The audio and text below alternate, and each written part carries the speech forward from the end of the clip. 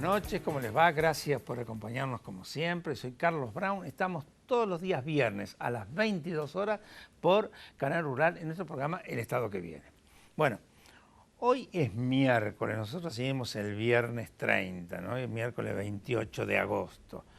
Y el país, no sé para qué lado está yendo, porque realmente hay una situación de conmoción, para mí inexplicable, porque no puede ser que un país se complique de esta manera, de esta forma, que tengamos estas situaciones en la calle, que de repente los mercados exploten de la forma como explotan, de que los candidatos, algunos con grandes posibilidades de ser, no solo candidatos, sino elegidos, digan cosas virulentas que en definitiva lo único que sirven para que esos mercados tengan justificación en esa irrupción que realizan así virulenta.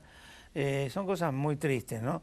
Yo espero que prive el criterio y que para el viernes, cuando este programa salga al aire, estemos un poquito más tranquilos, porque realmente lo que hoy se ve en la calle, lo que se ve en los mercados, en los informes económicos, en lo que hablan, porque todo el mundo habla, es fantástico, los periodistas, y dicen cosas que después no sé si la pueden explicar, pero las dicen. Bueno, pero para todo eso, Rafael Flores, ¿cómo te va? ¿Qué tal? Un gusto. Un gusto tenerte aquí. Rafael Flores es un invitado nuestro de muchas veces, diputado nacional, mandato cumplido, varias veces diputado nacional, hombre de Santa Cruz que ahora está aquí en Buenos Aires. Pero, ¿qué opinás de lo que dije? Bueno, yo tengo el mismo desconcierto que tenemos todos. Creo que el problema más grave es que los que parecen más desconcertados son los que tienen la responsabilidad de conducir a la Argentina en los próximos años. Ya sea este gobierno porque siga o ya sea el gobierno en el caso del candidato Fernández porque gane las elecciones. Correcto, correcto. Y lo verdaderamente penoso, diría yo, es que una vez más se demuestra la incapacidad de la Argentina de construir consenso sobre las cuestiones que no tienen remedio, las cuestiones que si se rompen no tienen remedio, que son los lineamientos centrales de una política de Estado. Y sobre eso hay una ausencia porque prima la especulación de una manera brutal. Todos están especulando a ver lo mal que puede irle al otro para ganar un poco más de espacios. El gobierno para remontar el golpe tremendo que tuvieron en las elecciones, en las PASO, y la posibilidad que siente que puede tener, y es legítimo que así sea, de que puede revertir ese resultado, y por el otro lado, las declaraciones y los movimientos tan difíciles de medir del candidato Fernández, que busca horadar todo lo que pueda al gobierno que está. El problema es que en el medio de todo eso estamos nosotros los argentinos, y por sobre todas las cosas están los otros argentinos, los que no tienen la comida para llevársela hasta fin de mes a sus casas, que son los que están buscando trabajo, que son por los que debieran estar verdaderamente angustiados en lugar de este juego de bambalinas que nos tiene a todos Vos sabés, Rafa, mareados. Que hace un rato te comentaba, ¿no?, en una charla que tuvimos con el expresidente Duhalde de los otros días en el Movimiento Productivo Argentino, ¿no? Qué fenómenos que suceden y que dicen que las cosas pueden solucionarse sobre la base de acuerdos, ¿no? En la Argentina explotaba todo en el 2002 y de repente apareció el diálogo de los argentinos y la situación cambió, y a los 4, 5, 6 meses estaba el país creciendo, ¿no? Los otros días, la semana pasada, estaba explotando todo y de repente por teléfono, entre el presidente Macri y el candidato Fernández hablaron y la cosa se serenó ese día y 2 o 3 días más. Ahora volvió a explotar. ¿Qué dice eso? Que los diálogos son muy positivos y son los que nos pueden sacar adelante.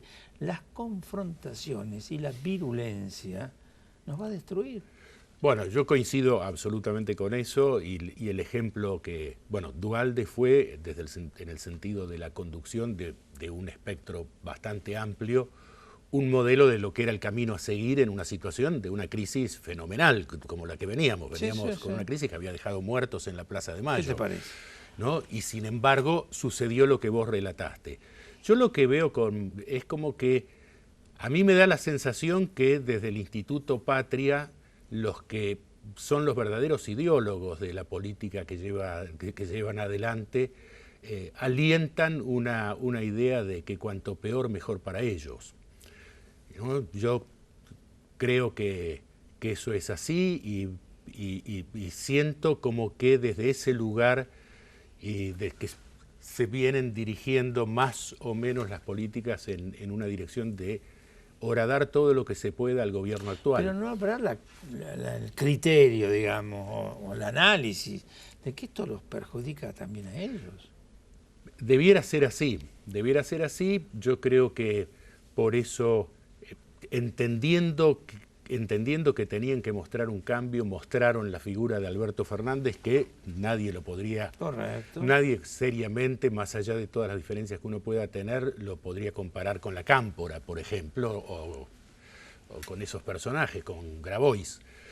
Pero la realidad es que allí es donde nació la idea de la candidatura de Fernández. Yo estoy convencido que nace de la cabeza de Carlos Zanini, que es el que conduce la política, sigue conduciendo la política del Frente para la Victoria desde que el Frente para la Victoria se fundó.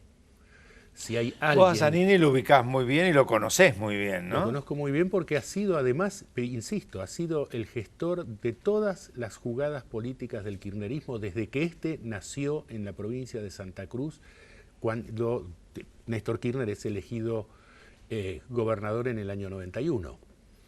Pero el verdadero cerebro detrás de todo esto, y yo estoy seguro que eso nació en el Instituto Patria, es Zanini.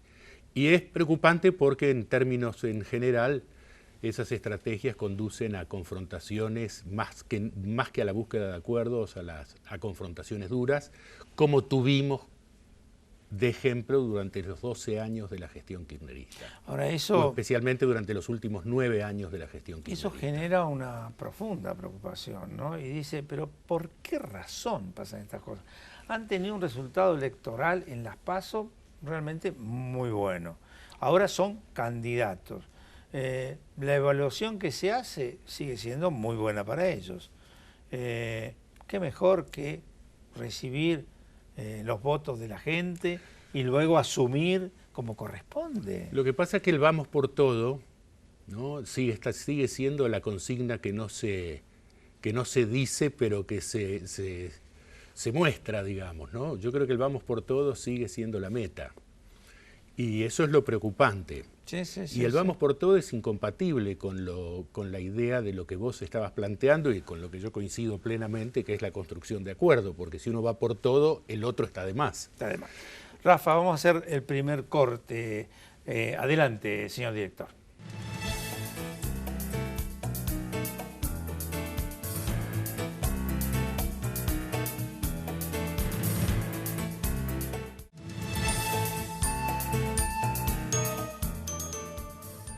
Rafa, estábamos haciendo un análisis que realmente, recién lo decíamos en el corte, ¿no? Queremos que ayude, porque la verdad, estamos dentro de esta Argentina, hemos cumplido funciones importantes ambos, no somos candidatos, así que no estamos influidos por un interés personal, sino estamos preocupados por el futuro de la patria. No te quepa duda, y además porque tenemos hijos, nietos, ¿no? A los que uno sueña, mejor dicho, sobre los que uno sueña que vivan en una Argentina distinta, que no les toque vivir las zozobras que nos han pasado a nosotros, que si hacemos memoria, no quiero hacerla ahora porque vamos a mandar a dormir a todo el mundo, pero si hacemos memoria retrospectiva,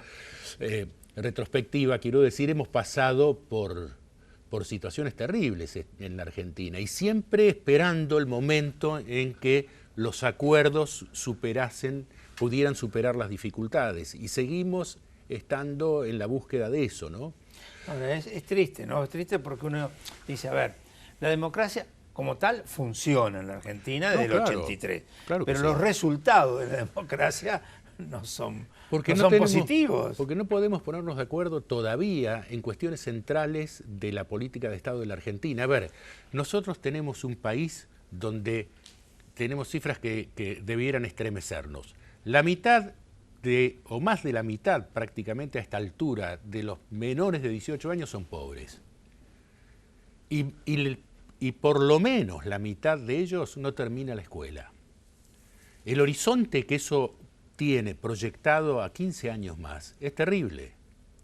Eso debiera ser una política de Estado central. ¿Qué hacemos con la educación pública en este país?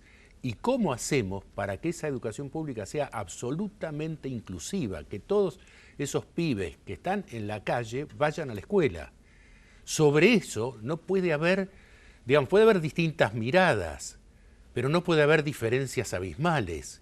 Tiene que haber un acuerdo central. Lo que pasa es que esos son como actos complejos, ¿no? Porque para que el chico pueda estudiar en la escuela tiene que tener el acompañamiento de su familia.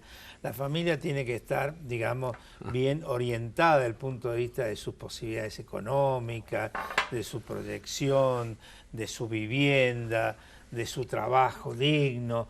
Y cuando eso se rompe, yo los otros días estaba viendo, no sé si es, bueno, pero sí, el Netflix esto de Carlitos Tevez, ¿no? Y lo que pasaba en Fuerte Apache, que no debe haber variado mucho, ¿no? ¿Cómo pedir a un chico que se integre en un ámbito de resultado en medio del caos? Y bueno, hagamos peronismo clásico que viene bien.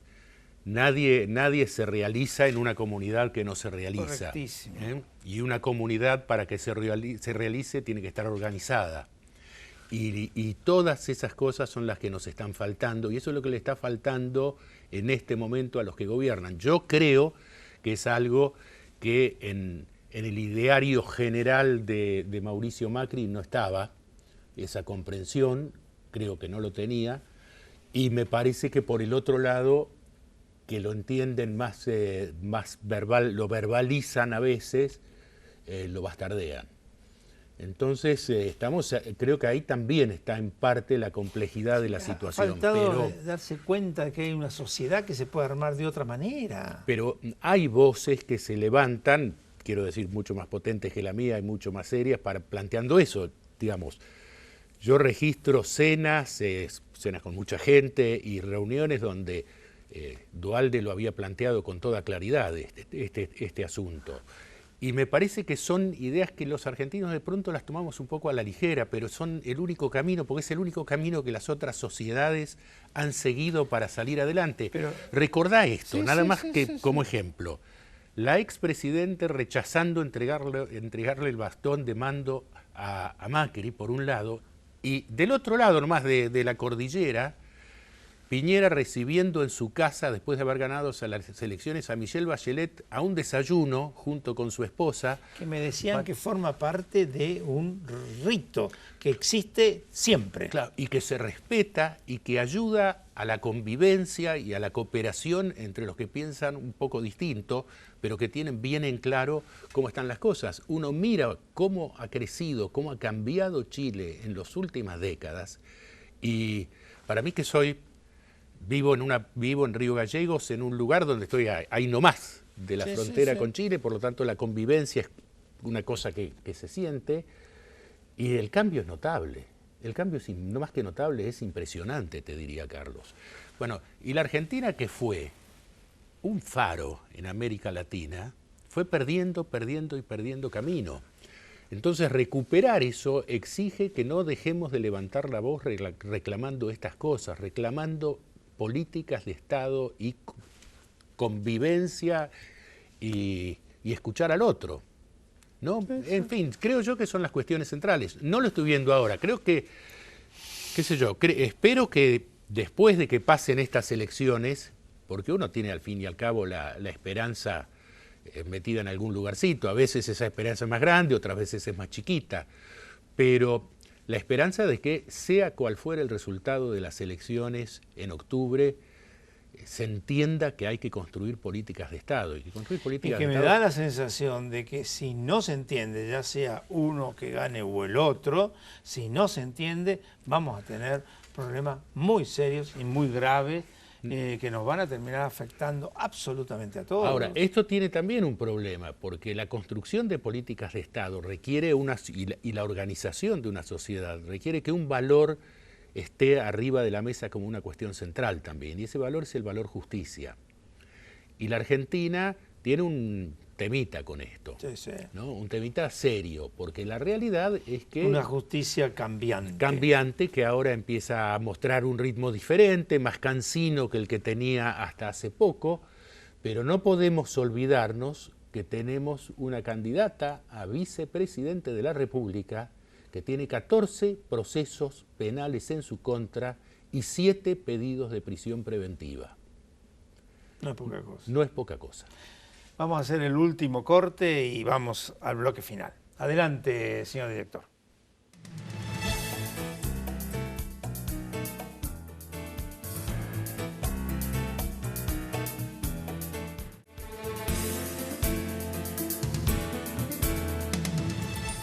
Rafael, bueno, nosotros mientras aparece el corte aprovechamos para decir algo, ¿no? Y decíamos, en ningún otro país pasa esto. No, claro, que nos deja atrás, ese es el tema, que la calidad institucional es un valor y los argentinos aprendimos a despreciarla, digamos, hemos hecho un gran esfuerzo para despreciarla. Y tenemos que entender que, nos guste o no nos guste, la calidad institucional es lo que define el futuro de una nación. Porque si el valor justicia está en su lugar, entonces los ciudadanos son temerosos de violar la ley, desde el más alto hasta el más chico, ¿no? Pero bueno, son las cosas por las que hay que luchar para que la Argentina vuelva a ser ese faro que fue en América Latina. Yo creo que nosotros tenemos que insistir, nosotros desde el Movimiento Productivo Argentino lo estamos haciendo, hay que insistir en la búsqueda de los consensos, pero a muerte, porque no hay alternativa. Si no nos ponemos de acuerdo, y los ejemplos que pusimos son clarísimos, ¿no? Como un país que estaba al borde de la libanización, de repente encontró el rumbo, sorpresivamente, por un acuerdo. Absolutamente, un país que acababa de dejar muertos en la Plaza de Mayo y que tuvo una dirigencia que fue capaz de estar a la altura de las circunstancias. Y en ese momento de la necesidad, ¿pero qué tenemos que tener muertos también de vuelta? No, por supuesto que no, pero lo que sí es importante que tiene que existir una dirigencia que entienda la necesidad de hacerlo. En ese momento se cayó el gobierno radical, y el gobierno y Duhalde llamó a dirigentes radicales a integrar su gobierno. Sí, fue un acuerdo, en realidad fue un acuerdo entre Duhalde y Alfonsín. Bueno, los dos posibilitaron la salida. Porque los dos tenían una mirada que iba muchísimo más allá de sus narices. Y eso es lo que la Argentina necesita en quienes la conducen, que sean personas con mirada estratégica, que puedan definir rumbos, porque al fin y al cabo uno usa palabras, definir una mirada estratégica es eso, definir rumbos hacia dónde, cuál es la política industrial de la Argentina. Si alguien me la explica, yo se lo voy a agradecer muchísimo porque no la entiendo, hasta ahora no me la explicó nadie. Pero ¿cómo puede ser que la Argentina no tenga una política industrial que no esté en discusión? Que venga desde hace tiempo, ¿no? Y bueno, no la tenemos. La realidad es que no la tenemos y así un nos va. aprovechamiento industrial de sus ventajas competitivas con relación a los temas alimentarios, por ejemplo. Por ejemplo. Bueno, pero apenas fabricamos un poco de maquinaria agrícola. Ahora leía yo que como consecuencia de este tema de las decisiones que se han tomado con la nafta, dicen que se está poniendo en peligro un tema que vos conocés seguramente bastante, que es Vaca Muerta, en su continuidad y en sus inversiones. O sea, todo dura instantes. ¿Cómo es eso? Bueno, porque es así. Bueno, es eso, no tenemos una política energética, y eso que si ha habido un lugar donde se dio la posibilidad de que gente que sabía del tema se juntara, fue alrededor de la política energética, cuando los secretarios de Estado... Bueno, el Movimiento Productivo Argentino fue el ámbito donde ellos plantearon su primer encuentro. Bueno, y fue importantísimo porque fueron definiendo políticas que tendrían que haberse seguido y que desgraciadamente no se siguieron. Sí. Y ahí estaban todos, ¿no? Estaba, todos peronistas, radicales, todos los sectores. Todos los sectores, y se pusieron de acuerdo y pudieron definir políticas energéticas. Era un gusto leer los documentos de ellos. Ahora nadie después los llamó para decirles, mire, vengan, que los necesitamos porque ustedes han sabido marcar algunos rumbos. Bueno, yo recuerdo nosotros con 4 entidades más hicimos un encuentro en el Sheraton de la calle Córdoba sobre políticas de Estado. Fue una cosa fantástica, 900 personas durante todo el día hablando y analizando todos los temas del sector agropecuario, del sector industrial, de la política social, de los temas energéticos, todos los temas, y llegando a acuerdos que se firmaron. ¿Quiénes eran esos? La Fundación Pensar, de los del PRO, la Fundación Alén, de los radicales, la Fundación Siglo XXI, también de los radicales, nosotros, el Movimiento Productivo Argentino, la IGEN de Margarita Stolbizer. ¿Después qué pasó? No, todo eso después se diluye. No, porque tiene que haber un convocante con mucha fuerza, como en su momento fue Duhalde como presidente, y acá falta el convocante. Bueno, ¿no? falta eso, pero normalmente, digamos, la expectativa que uno tiene alrededor de esto es que quien conduce la política sea el que abra los brazos y llame. La realidad es que la gestión de Macri en ese sentido pecó de mucha soberbia, ¿no? Y que es pésima consejera, porque la realidad es que el país necesitaba una convocatoria a todos los sectores, como fue la que se hizo, la que vos acabás de mencionar, que fue un ejemplo único, pero demostró que se podía hacer. Porque no eran marcianos los que lo hicieron. No. Eran personas que formaban... Muchos de ellos hoy todavía protagonistas. Claro, muchos de ellos hoy todavía protagonistas, tal cual. Y mostraron que se podía hacer. Bueno, muchos lo reclamamos desde el comienzo de la gestión de Macri, porque era claro que para poder luchar contra la inflación no bastaba... Empezó el primer año con los acuerdos parlamentarios, ¿no? Pero luego se fue... Pero hacía falta algo más profundo, porque a la inflación no se la derrotaba simplemente diciendo no voy a dejar de emitir moneda.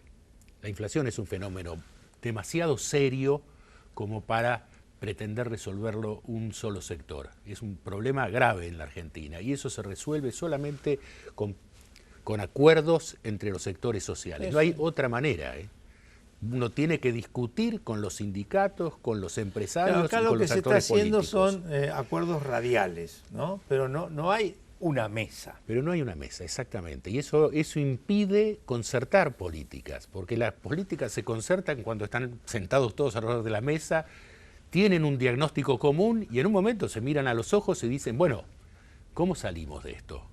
¿Qué pasos tenemos que empezar a dar? Se discute, se pelea, se acuerda, se llega a soluciones y después todos adelante. Bueno, no creo que sea tan difícil. Cuando se hizo no fue tan difícil. No, pero además en otros países cercanos a nosotros las cosas funcionan así, ¿no? Los gobiernos se confrontan, pero tienen políticas sobre las cuales... Sí, no tenemos que ir a Europa o a Estados Unidos, la región nos tenemos enseña. Que mirarla tal cual, tenemos que mirar la región, y en la región se ponen de acuerdo en las cuestiones centrales y después discuten lo otro, y se dicen cosas duras a veces entre ellos, sí.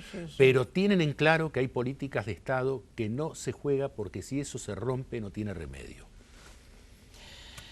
Mi querido Rafael, muchísimas gracias por tu presencia. Yo espero, y seguramente también esperás vos, que el día viernes, cuando a las 10 de la noche se proyecte este programa, la Argentina esté un poquito más tranquila. No sé si podrá ser así, pero esperémoslo, ¿no?